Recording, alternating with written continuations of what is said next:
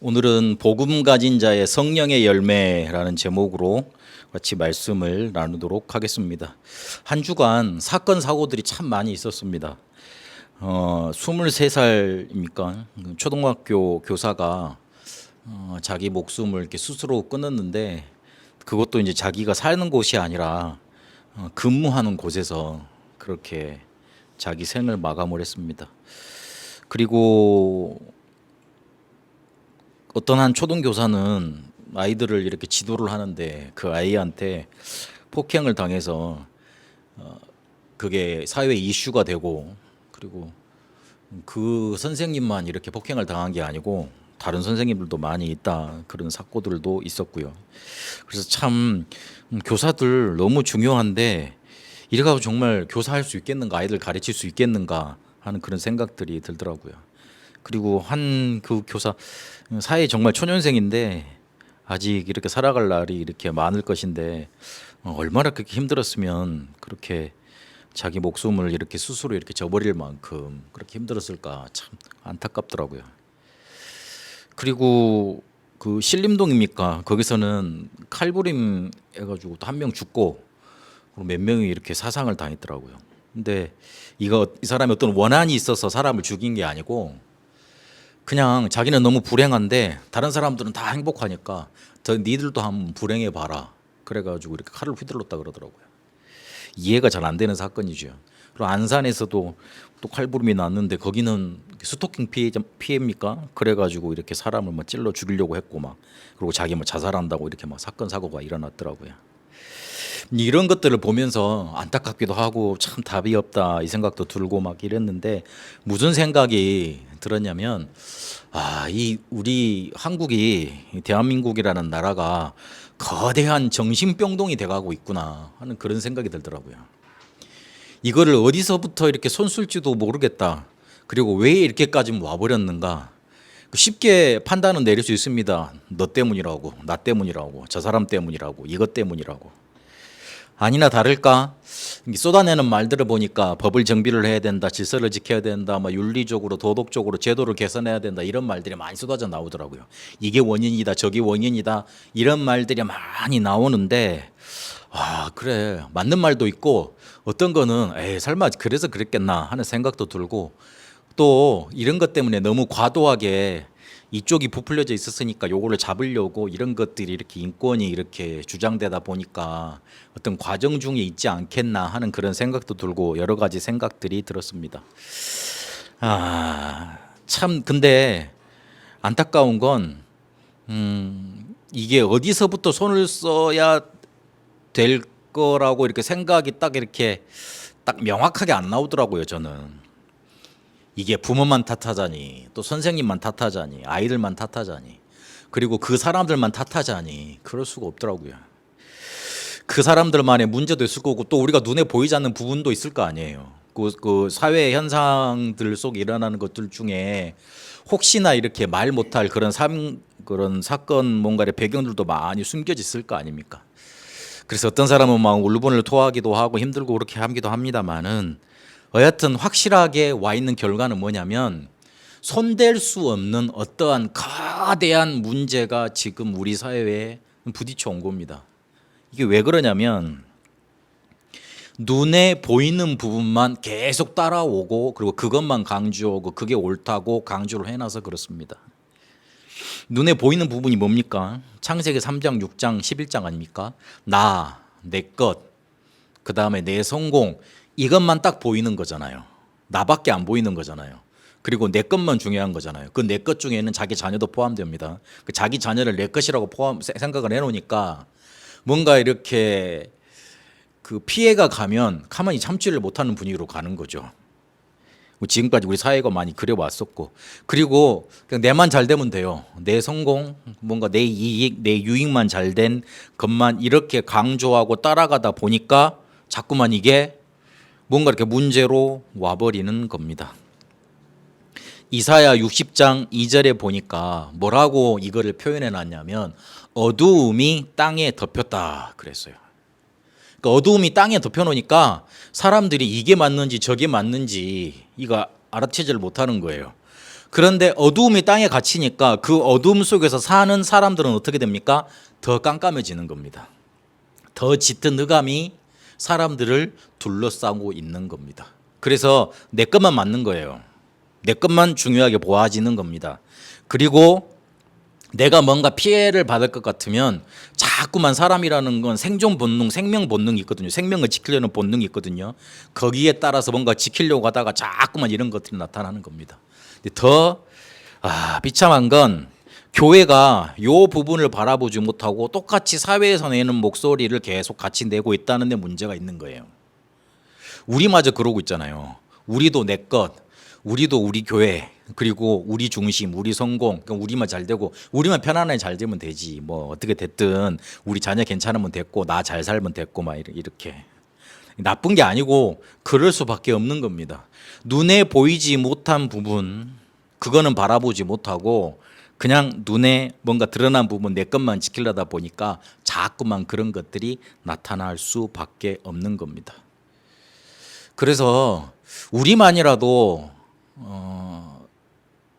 뭔가를 바꾸어야 된다, 뭔가 잘해야 된다, 법을 지켜야 된다, 그걸 강조하면 안 돼요. 사회에서 말하는 건 당연한 겁니다. 사회에서는 이쪽 말도 들어보고 저쪽 말도 들어봐서 서로 합의점을 찾고 그래서 제도를 개선시켜 나가고 그래서 또 그 제도가 이렇게 막히면 또 다른 모색점을 파악하고 자꾸 그래 발전해 나가야 됩니다. 그거는 당연한 겁니다. 그런데 교회가 존재하고 복음 가진 자가 존재하는 이유는 뭐냐면 그 사람들이 눈에 보이는 부분, 육신적인 부분만 보고 그렇게 와 있기 때문에 눈에 보이지 못한 정말로 필요한 부분을 건드려주고 거기에 대한 답을 줄 수 있어야 됩니다. 우리는 세상을 떠나서 살 수 없고 그리고 이 시대를 눈 감고 그냥 바라볼 수는 없습니다. 우리가 살아야 될 현장은 이 세상과 이 시대입니다. 우리가 살고 있고 우리가 속해 있는 이 시대를 하나님은 살리길 원하시고 그리고 그 현장 속에 뭔가 필요한 걸 전달하기를 원하십니다. 우리가 살고 있는 현장 속에 우리가 살고 있는 세상과 우리가 살아가는 이 시대, 우리 후대가 살아가는 이 시대 속에 하나님이 가장 원하시는 거 붙잡고 전달해 줘야 됩니다. 그게 우리가 해야 될 일입니다. 사회를 바꿔야 되겠다고 들고 일어나야 됩니다. 좋은 목소리도 많이 내야 됩니다. 그리고 우리 탓이라고 회개 운동도 해야 됩니다.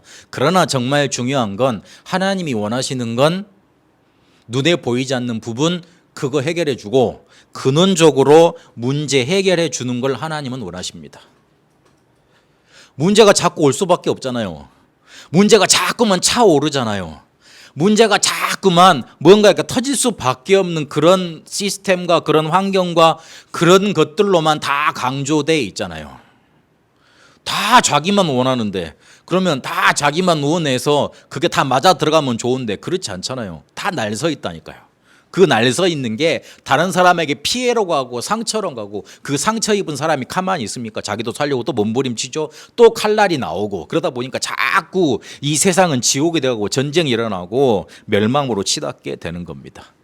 우리가 살아가게 될 그 현장 속에 가장 필요하고 하나님이 원하시는 게 뭐냐? 하나님이 정말로 우리 복음 가진 자를 통해서 하시고자 하는 일이 뭐냐? 근원을 해결하는 이 복음 요게 전달되길 원하십니다. 하나님을 만나지 못해서 영이 죽어서 사단에게 질질 끌려가고 있으니 당연히 문제될 수밖에 없는 거 아닙니까? 하나님 못 만나서 그래요. 하나님을 만나지 못하니까 근본적으로 불안해요. 이 불안하니까 그걸 어떻게든 채워 넣어야 되거든요. 그래 놓으니까 사단한테 확 사로잡히게 됩니다. 그러니 자기도 모르는 뭔가 문제가 짱빵빵 터져버리는 거예요.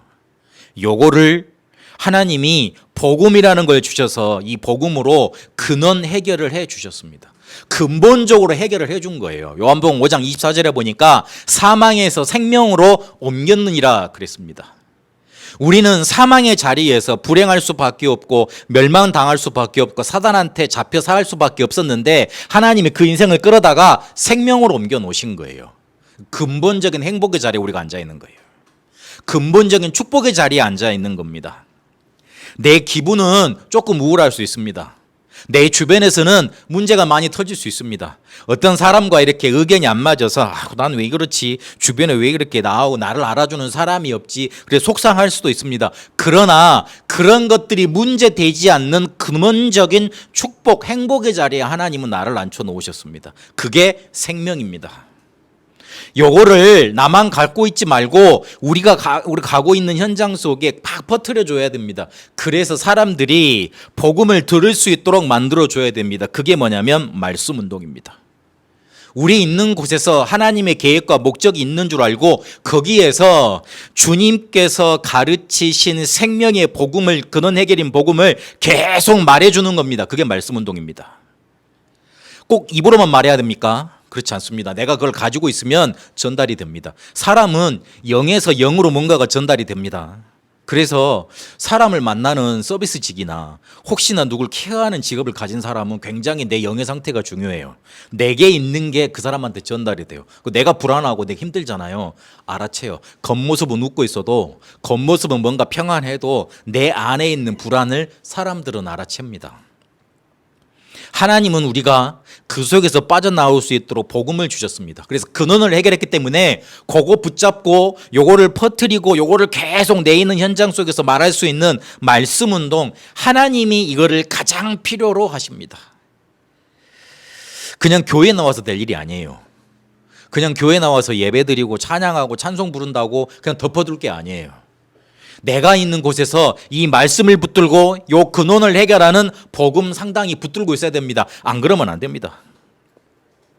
그리고 대부분 사람들이 법, 제도, 질서, 윤리, 도덕 말하면서 어떻게 하냐면 사람들을 죽이는 쪽으로 데리고 갑니다. 지킬 힘이 없습니다. 솔직히 말하면. 법을 지킬 힘이 없어요. 그걸 지켜야 된다는 의식은 있고 도덕적으로 그게 틀리다는 거는 양심에 찔리기는 하는데 그거를 지킬 힘이 없다니까요. 그래서 사람들을 치유하고 살려줘야 됩니다. 어떻게 살려줄 수 있고 어떻게 치유할 수 있습니까? 그 사람들에게 너희의 모든 문제는 그리스도 안에서 끝났어. 문제가 있는 건 하나님이 새 은혜를 주시려고 하며 요 하나님의 복음을, 요 하나님의 새로운 빛을 전달해 줘야 됩니다. 그래서 그 사람들을 살려줘야 돼요. 그게 하나님이 원하시는 거예요. 쉽게 말하면 기다려 줘야 돼요. 쉽게 말하면 그 사람이 살아날 수 있도록 뭔가 시스템을 만들어 줘야 됩니다. 그래야지만 살아납니다. 그리고 우리 후대가 절대 망하지 않는 길을 갈 수 있도록 알려줘야 됩니다. 절대를 전달해 줘야 돼요. 왜 복음 전해야 되는지, 왜 전도 선교가 중요한지, 왜 그리스도를 붙잡아야 되는지, 왜 예수 믿으면 안 되는지, 왜 하나님은 너에게 축복을 주시려고 하는지 그게 절대적으로 전달돼야 됩니다. 이게 하나님이 가장 우리에게 원하시는 겁니다. 안 그러면 우리는 세상 속에 자꾸만 지금 세상이 말하는 거 그것만 같이 강조하다가 같이 멸망에 끌려간다니까요. 하나님은 그걸 우리에게 원하시지 않습니다. 하나님은 복음 가진 우리가 성령의 열매를 얻어서 어두움과 캄캄함 속에 사는 이들이 길을 찾고 같이 살아나길 원하십니다. 만약에 반대로요, 우리가 성령의 인도를 못 받고 성령의 충만을 못 받아서 성령의 열매를 얻지 못하면 어두움과 캄캄함 속에 사는 사람들은 길을 찾지 못하고 죽게 돼 있어요. 하나님은 우리 복음 가진 자가 성령의 열매 맺기를 원하십니다. 그걸 먼저 머릿속에, 오늘 마음속에 담아 두셔야 됩니다. 하나님은 우리가 복음 가진 자로 성령의 열매를 얻어서 나도 살고 남도 살리는 길을 알려주기를 원하신다. 그런데 우리가 성령의 열매를 얻는 길은 간단합니다. 오늘 로마서 5장, 갈라디아서 5장 24절 25절을 한번 보도록 하겠습니다. 24절에는 뭐라 그랬냐? 그리스도 예수의 사람들은 육체와 함께 그 정욕과 탐심을 십자가에 못 박았느니라. 그래 돼 있습니다. 못 박으라 그런 게 아니고 못 박았다 돼 있습니다. 뭘요? 육체와 그리고 정욕과 탐심 그랬습니다. 요게 옛날 우리가 가지고 있던 것들 아닙니까? 하나님을 모를 때 살았던 육체의 삶 속에 행했던 것들 아닙니까? 그런데 그게 이미 십자가에 못 박혔다 그랬습니다. 끝난 겁니다. 옛날 생활은 끝난 거예요. 이런 것들이 자꾸만 튀어나오기 때문에 성령의 인도를 못 받습니다. 성령 인도 받도록 이게 못 박혀져 있다는 거, 이게 끝났다는 거. 야, 그래, 육체와 탐심 요거 내는 버려버려야 되겠다. 그리스도와 함께 이미 끝났지 않느냐. 요거 가지고 내가 응답받을 수 없지 않느냐. 하나님께서 나를 인도할 수 없지 않느냐. 끝났구나. 요거 붙잡고요. 25절에 보니까 만일 우리가 성령으로 살면 또한 성령으로 행할지니 그랬습니다. 성령으로 행하면 됩니다. 성령으로 행하려면 성령 충만 받으면 됩니다. 우리가 성령의 인도받고 성령의 충만함 받으면 열매는 맺혀지게 되어 있습니다. 여기서 열매라는 단어에 조금 마음을 두셔야 됩니다. 왜 열매라고 바울이 표현했을까요? 그냥 너희 오늘 사랑 희락 화평 그랬죠. 사랑해, 그리고 기쁨 누려, 화평을 누려, 오래 참아, 자비를 해, 양선을 생각해, 그리고 충성하고 온유하게 만들고 너희를 그리고 절제해. 그렇게 명령적으로 말할 수 있잖아요. 그런데 그거를 굳이 성령의 열매라고 표현을 했어요. 그리고 금할 수 없다 그랬어요. 그 말은 무슨 말입니까? 맺혀지는 거잖아요. 그리고 당연히 그렇게 된다는 거잖아요. 성령의 인도받고 성령의 충만함 받으면, 성령으로 행하고 육체와 탐식과 정욕을 그리스도의 십자가에 못 박아 놔버리면 당연히 맺혀지고 그렇게 될 수밖에 없다고 그렇게 말하는 거 아닙니까? 그러면 그 열매를 보고 너희에게 살아계신 하나님이 있다는 사실을 보고 그 주변에 있는 사람들도 길을 찾아서 너희를 통해 하나님을 만날 수 있을 것 아니냐, 그렇게 말하는 것 아닙니까? 바울이 굳이 사랑하라 명령으로 말하지 않고 열매로 말했다는 사실, 그거를 마음속에 담아 두셔야 됩니다.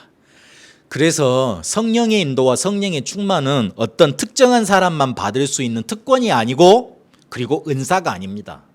어떤 사람이 신앙생활을 오래 하고 뭔가 도를 많이 닦은 사람의 결과로 나타나는 게 성령의 인도, 성령의 충만, 성령의 역사가 아니에요. 하나님은 약속하셨어요. 너희를 인도하겠다고. 요한복음 14장에 보니까 사도행전 1장 8절에 오직 성령이 너에게 임해서 권능을 받겠다고 약속하셨어요. 그래서 아버지의 약속하신 것을 기다리라고 그랬습니다. 응답으로 올 거니까 그렇게 약속하신 겁니다. 그런데요, 여기서 조금 더 생각해야 될 거, 우리가 성령의 열매가 안 나타나면 대부분 어떤 생각을 가지고 있냐면, 하나님 사랑해야 되는데, 내가 마음이 기뻐야 되는데, 내가 오래 참아야 되는데. 근데 잘 생각해 보세요. 담배를 끊으려고 하는 사람이 담배 생각을 안 하면 담배 생각이 더 나지요. 그런 겁니다. 내가 이 행동을 안 하려고 열심히 생각을 하잖아요. 그러면 그 행동을 더 하게 돼 있습니다. 우리 뇌는 부정적인 것을 인식을 못 한답니다. 원래 살아있는 쪽으로 이렇게 세팅이 돼 있어서 긍정적인 거, 뭔가 우리가 살아나는 방향으로만 그렇게 세팅이 돼 있대요. 그래서 뭐 하지 마라 요거를 못 알아챈대요. 솔직히 내 머릿속, 뇌 시스템 속에서는. 우리의 뇌도 그런데. 그래서 내가 성령의 열매가 안 나타나잖아요. 하나님 사랑이 안 나타나. 그리고 내가 오래 참아지지 않아. 맨날 보면 열받은 일이 많아가지고 막 충성 온유 절제가 어디서 막 절제 안 되고 막 이렇게 막 떠들고 막 싸우고 막 난리가 나요. 그러면 사람들이 거의 대부분 그래, 내가 성령의 열매를 못 맺구나. 내가 정말 본을 못 보이구나. 그래서 그거를 맺으려고, 사랑하려고, 오래 참으려고 꾹꾹 담아 놓습니다. 모든 병이 거기서 시작이 됩니다. 모든 문제가 거기서 시작이 됩니다. 압력밥솥도 꾹꾹 눌러놓다 보면 그 증기를 빼서 이렇게 뭔가 터뜨려서 이렇게 제대로 되지, 펑 터져버리는 시한폭탄이 돼버려요. 우리의 병도, 우리의 문제도 거기서 생겨요. 참는 게 아니에요. 요거를 맺으려고 열심히 노력하는 게 아닙니다. 근본으로 다시 돌아가야 돼요. 앞에 제가 뭐라고 말씀했죠? 성령 인도받고 성령 충만 받으면 당연히 맺혀지고 당연히 금할 수 없도록 나타나는 게 성령의 열매입니다. 그러면 어디에 초점을 맞추고 뭐 하려고 더 노력을 해야 됩니까? 노력을 해야 될 게 뭡니까? 성령 인도받고 성령 충만 받는데 노력을 하고, 거기에 포인트 두고 우리의 마음을 두고 거기에 근본 원인이 있다는 걸 알고 그거를 언약으로 붙잡아야 됩니다. 그러면 결론에서는 과연 성령인도 성령 충만 어떻게 받을 거냐 그걸로 맺도록 하겠습니다. 근데 오늘 여기서 열매라는 단어 그걸 기억해 놓으시고 열매를 맺으려고 노력하는 게 아니라 근원으로 돌아가서 성령인도 받고 성령 충만 받으면 된다. 그걸 하나님이 약속하셨고 나에게 응답으로 주실 거다. 내가 그걸 기대해야 하겠다. 요걸 딱 붙잡으라는 말이에요. 근데 왜 그렇게 안 되느냐? 오늘 바울이 갈라디아서를 통해서 말을 합니다. 육신적인 것에만 머물러 있어서 아직 옛날 하나님을 만나지 못했을 때에 그때 생활을 벗어나지 못하니 당연히 그럴 수밖에 없어요. 율법 갈라디아 2장 16절에 있는 것처럼 이게 전부라고 생각하고 요거를 뭔가 해야지만 그걸 통해서 내가 구원받을 가치가 있다고 조금 생각하는데 거기에 문제가 있어요. 제가 복음을 전했는데 복음을 그렇게 몇 달 정해도 어떤 분이 못 알아들으시더라고요. 근데 그분이 교회를 어릴 때부터 다니지 않았냐? 어렸을 때부터 교회 다녔어요. 온 집안이 교회 다녀. 근데 본인만 교회를 안 다녀. 왜냐하면 자기는 성공을 했고 그리고 자기가 그 성공한 그것 때문에 자기 모든 식구들을 자기가 이렇게 건설하기 때문에 그래요.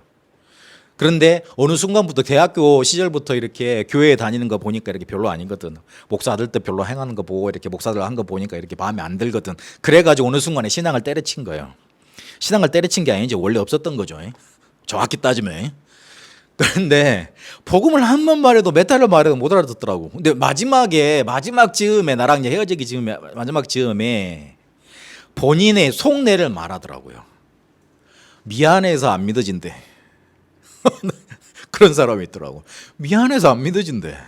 내가 뭔가 이렇게 해서 좀 구원을 받을 만한 가치 있는 걸 해야지 하나님이 구원을 주시면 내가 냅다 받지. 내가 그런 거 할 수 있는 인간이 안 된대.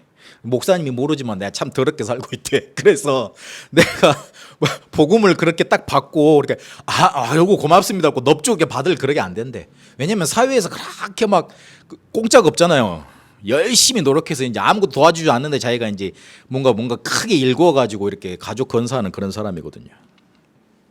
그런 식으로 복음이 해석되는 거예요. 그런 식으로 율법도 해석되는 거예요. 그래서 그냥 내가 율법을 잘 지켜서 그래 요거 행하면 하나님이 칭찬으로 구원을 그래 구원 줄게 요게 자기한테는 더 맞는 거예요. 그 성향이.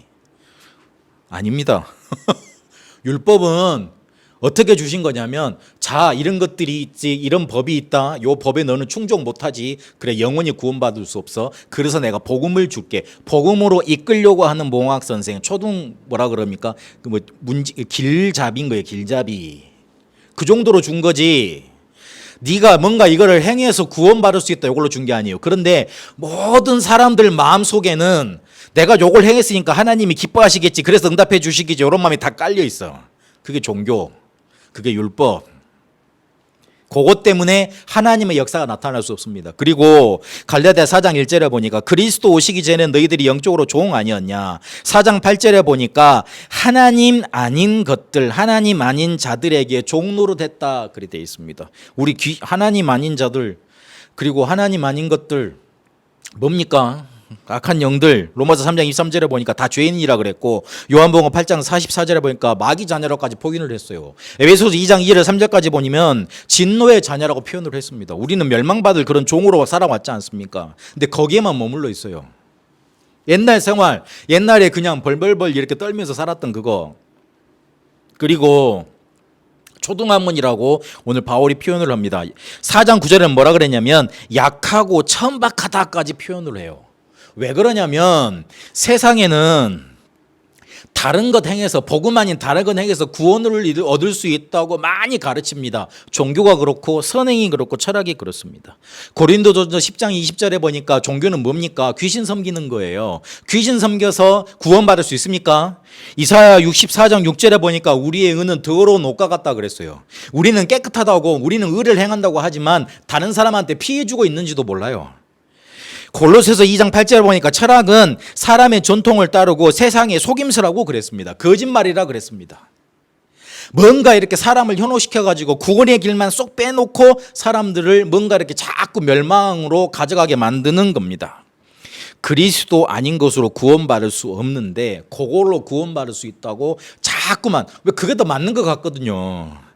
또 믿어서 구원받습니까? 하나님께서 어떻게 우리의 문제를 다 끝내놨습니까? 실제로 해결이 안 됐는데, 지금도 문제 많은데 정신승리하는 거라고만 생각을 해요. 여기에서 빠져나오지 못하는 거예요. 그런데 요 육신적인 것에만 머물러 있으면 어떻게 되느냐? 갈라디아 5장 19절 21절 읽겠습니다. 육체의 일은 분명하니 곧 음행과 더러운 것과 호색과 우상숭배와 주술과 원수 맺는 것과 분쟁과 시기와 분냄과 당짓는 것과 분열함과 이단과 투기와 술취함과 방탕함과 또 그와 같은 것들이라. 전에 너희에게 경계한 것 같이 경계하노니 이런 일을 하는 자들은 하나님의 나라를 유업으로 받지 못할 것이요 그랬습니다. 이런 것들을 이기지 못해요. 지금 일어나고 있는 것들이잖아요. 서로 싸우고 당짓고 막 죽이고 나만 살면 됐고 너는 뭐 죽든지 말든지 상관없고 뭔가 이익이 되든지 말든지 나만 잘 살면 되고 그러는 거잖아요. 육신적인 것에만 자꾸 초점이 맞춰져 있으면, 눈에 보이는 거, 옛날 우리가 붙잡았던 거 거기만 붙잡고 있으면 결국에는 19절부터 21절까지 있는 그런 멸망 속에서 오는 자꾸만 우리는 죽이는 것들, 그거를 이기지 못합니다. 그것만 이기지 못해요. 그러니 자꾸만 어려워질 수밖에 없는 것 아닙니까? 근데 바울이 은혜를 받았습니다. 이 육신적인 것들, 바울이 제일 최고로 잘했던 것들이군요. 율법 학자였고 예전에 뭔가 이렇게 대단한 학문도 많이 가지고 있었고, 그런데 바울이 은혜 받고 나서 요거를 버려버리고 복음 붙잡고 성령의 열매를 맺어서 사람들을 복음으로 이끌어주는 길을 알려줬습니다. 바울이 어떤 은혜를 받았는지 오늘 확인해 봐야 됩니다. 사도행전 9장 1절에서 15절까지 보니까 부활하신 주를 만납니다. 바울에게 어마어마한 어두움과 캄캄함이 깔려 있었는데 그 어두움과 캄캄함이 일순간에 물러나는 생명의 빛이 그에게 임해버린 겁니다. 요한복음 1장에 보니까 우리의 생명은 바로 하나님이라 그랬고 그 하나님은 우리의 생명인데 빛이라고 그랬지 않습니까? 우리가 어두움에 있는데 빛이 임해야 되는 거예요. 바울이 어두움 속에 캄캄함 속에 길을 막 헤매고 있었는데 언제나 그리스도가 오시면 우리의 문제가 해결된다 그랬는데, 구약에 예언된 메시아가 오시면 우리 민족은 잘 살아날 수 있는데 왜 그걸 모르고 사람들이 그걸 놓치고 지금 살아가고 있지? 왜 이렇게 우리 이스라엘은 또 멸망해야 되지? 그런 것 속에 안타까워하고 있는데, 자기가 그래서 잘못된 열심으로 예수 믿는 사람을 핍박하고 있었는데 바울에게 뭐가 임했냐면 부활하신 그리스도가 강한 빛으로 임하신 거예요. 어두움과 캄캄함이 바울에게서 떠나가 버린 겁니다. 우리에게 이런 일이 일어났습니다. 우리도 어두움과 캄캄함 속에 살았는데 그리스도의 빛이, 예수를 그리스도로 믿으면서 그리스도의 빛이 우리에게 임한 겁니다. 떠나갔어요. 끝난 거예요.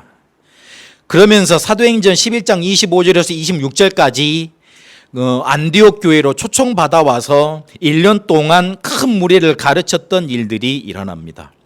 큰 빛이 임하고 어두움과 흑암이 떠나고 캄캄함에서 해방이 되니까 무슨 일이 일어났냐면 바울에게 전도운동, 생명운동, 제자운동이 일어났습니다. 우리가 일평생 동안 한 번이라도, 최소한 이 한 번이라도 우리를 통해 사람들이 살아나고 생명운동이 일어나고 제자가 살아나는 운동, 이걸 은혜로 누릴 수 있어야 됩니다. 이게 바로 예수님이 사도행전 1장 8절에 약속하셨던 게 성취되는 현장이잖아요. 마태복음 28장, 마가복음 16장에 그 응답이, 그 약속이 성취되는 현장 아닙니까? 하나님이 가장 중요하게 보시는 생명 살리는 운동이 바울에게 성취된 거 아닙니까? 그리고 사도행전 18장 1절에서 4절까지 누구를 만나냐면 브리스길라 부부를 만나게 됩니다. 브리스길라 부부는 사도행전 2장 10절에 로마에서 왔던 나그네라는 표현이 있습니다. 마가 다락방의 은혜를 실제로 체험했거나 거기에서 영향받은 사람들이 누구냐면 바로 브리스길라 아굴라 부부였습니다. 그래서 사도행전 18장 뒤에 바울의 메시지가 달라집니다. 그 전까지는 예수를 그리스도라고 전하지만, 확실히 전하지만 18장 뒤에부터는 무슨 게 강조가 됩니까? 특히 사도행전 19장에 하나님의 나라가 강조가 됩니다. 메시지가 달라졌어요. 그러면 그 영향받았던 사람이 누굴까요? 브리스길라 아굴라 부부예요. 자기가 사도행전 13장 그리고 16장에 마가다락방 축복을 재현한 거, 그거 성령 충만 체험을 했잖아요. 체험을 했잖아요. 근데 자기 마음속에 자기는 마가다락방에 참여한 사람이 아니니까 이렇게 임하는 게 마가다락방의 성령의 충만이고 역사였겠구나. 그게 마음에 확신이 되는데 그거를 객관적으로 누구한테 검증할 데가 없잖아요. 그런데 브리스길라 아굴라 부부를 만나서 그 사람들의 간증을 듣고 이야기를 듣다가 확신이 된 거예요. 그렇구나. 예수님께서 40일 동안 말씀하셨던 하나님의 나라가 바로 이런 거구나. 내가 제대로 인도를 받았구나. 확신이 딱 생긴 거예요. 그때부터는 메시지가 달라진 거잖아요. 그때부터는 하나님의 나라에 대해서 강력하게 전달하게 됩니다. 바울이 그렇게 은혜를 받은 겁니다.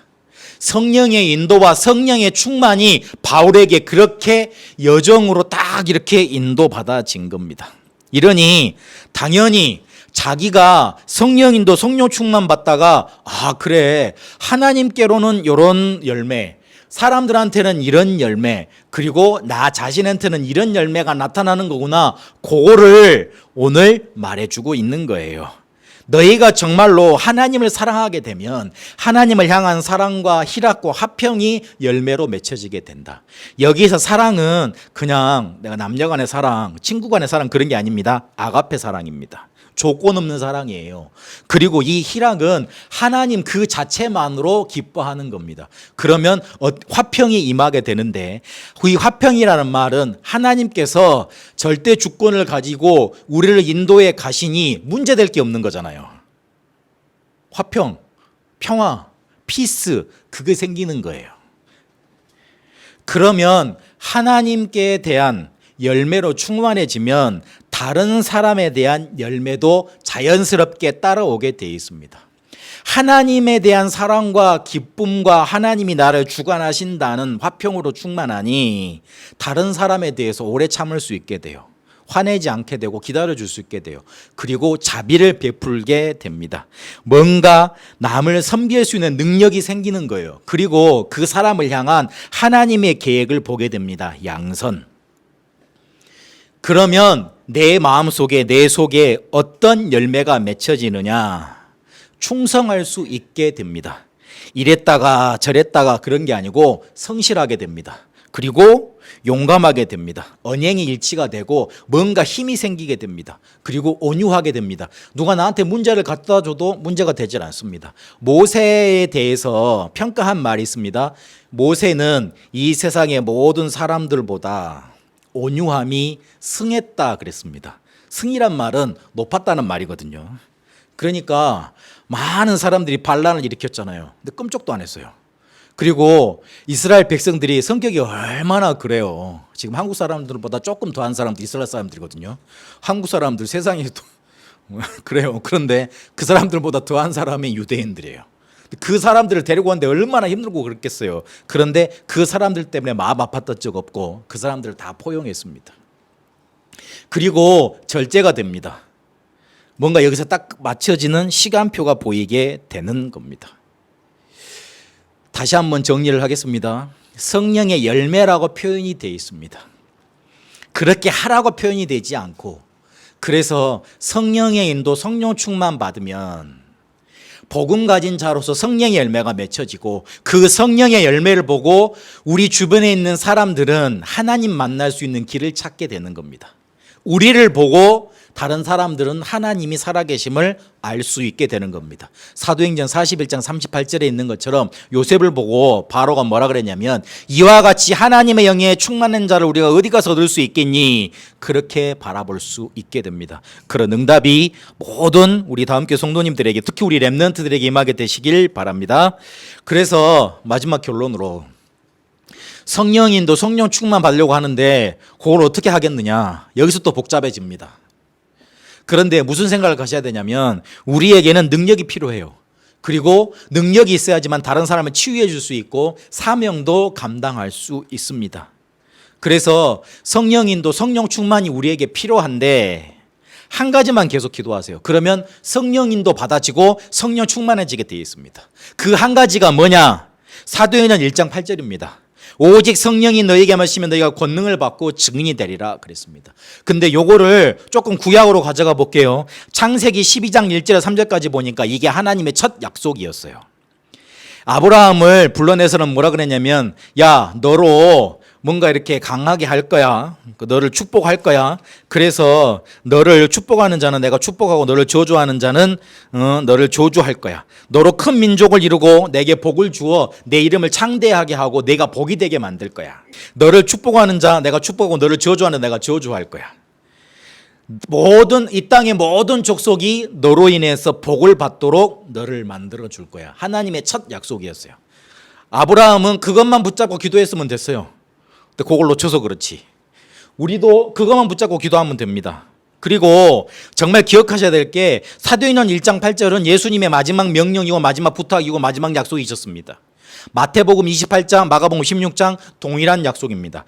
항상 끝날까지 함께 계신다 그랬고 만민으로 가서 사람 살리라고 그랬습니다. 내가 너희들과 함께 있겠다 그랬습니다. 예수님이 마지막까지 강조하신 명령입니다. 그래서 한 가지만 기도하면 돼요. 오직 성령으로 충만케 하옵소서, 권능 받게 하옵소서, 그래서 증인으로 세상 앞에 서게 하여 주옵소서, 사람 살리게 하옵소서. 그거 기도하면 됩니다. 근데 요 한 가지에 5가지 파트가 있습니다. 한 가지만 기도하면 딱 요거 한 가지만 기도하는데 요 한 가지 속에 5가지 파트의 내용이 들어 있습니다. 그걸로 기도하면 됩니다. 첫 번째는 성삼위 하나님입니다. 성부 하나님께서 우리에게 말씀 주시고 성취하시고 성자 그리스도께서는 구원의 능력을 지금도 행하고 계십니다. 구원사역을 행하고 계십니다. 그리고 성령께서 우리에게 능력으로 함께 계십니다. 성삼위 하나님이 우리에게 역사하십니다. 그분이 보호자의 축복을 우리에게 주고자 하십니다. 초월적인 응답, 우리 안에 내재하는 응답, 그리고 전무후무한 응답 우리에게 주고자 하세요. 보호자 시공간초월 237의 빛이 일어나는 초월적인 축복, 내 형상이 살아나고 내 영혼이 살아나고 내 주변이 살아나는 내재의 축복, 그리고 나와 업과 교회가 전무후무한 응답으로 나타나는 그 응답, 요 보호자의 축복 9가지가 그 한 가지 속에 들어 있습니다. 그리고 그 한 가지 속에 3가지 시대에 살릴 수 있는 축복이 들어 있습니다. 과거, 현재, 미래가 살아나요. 과거, 현재, 미래가 살아나야지 강단이 살아나고 현장이 살아나고 우리의 미래 후대가 살아나는 거예요. 그리고 그 한 가지 속에는 에베소서 2장 2절에 공중권세 잡은 자 그랬잖아요. 하늘의 축복, 우주의 능력이 나타나는 그 축복이 담겨져 있습니다. 그리고 실제적으로 그 한 가지 속에는 영력, 지력, 경제력, 인력의 완벽한 힘이 그 안에 들어 있습니다. 요거는 각기 내용으로 풀어서 여러분이 기도하시면 되고, 한 가지만 기억하세요. 오직 성령이 너에게 임하시면 권능 받고 증인 되리라. 요거 한 가지만 기도하세요. 요 말은 무슨 말이죠? 뭐 달라고 뭐 해결해 달라고 기도하지 말란 소리예요. 하나님이 우리에게 그게 있어야 될 줄 압니다. 올바른 부모는 자녀가 필요하다 그 말하지 않아도 다 알아서 챙깁니다. 그거 해주는 정도의 차이가 있을 뿐이지 알아서 다 해줍니다. 길 열어주고 뭔가 사주고 밥 먹여주고 하고 다 해줍니다. 조금 힘들어할 뿐이지 다 해주게 되어 있습니다. 하나님은 우리 아버지라 그랬습니다. 책임지시는 분이에요. 그래서 우리에게 뭐 있어야 될 줄 아십니다. 그래서 우리가 기도해야 될 건 하나님 이것 주세요, 저것 주세요, 요거 해결해 주세요, 요게 힘들어요, 그거 따지는 게 아니고 그거 환풀이 하는 게 아니고 하나님이 정말로 우리에게 주시는 오직 성령, 오직 권능, 그거 붙잡고 우리가 기도하는 겁니다. 그거 붙잡아야 됩니다. 그거 붙잡고 인도받으면 됩니다. 그래서 이번 한 주간 나도 모르게 내가 정말 성령인도고 성령 충만 받는데 오직 성령, 오직 권능, 오직 증인으로 충만되는 그 응답, 나타나는 응답 있게 되시길 바랍니다. 살아계신 하나님 감사합니다. 복음 가진 자로 하나님이 가장 소원하시는 것 누리게 하옵시고, 그래서 실제로 사람 살리는 응답 누려가게 하여 주옵소서. 성령인도 성령 충만 받다가 성령의 열매 맺을 수밖에 없는 하나님이 주시는 응답 누려가게 하옵소서. 살아계신 우리 주 예수 그리스도 이름으로 기도합니다. 아멘.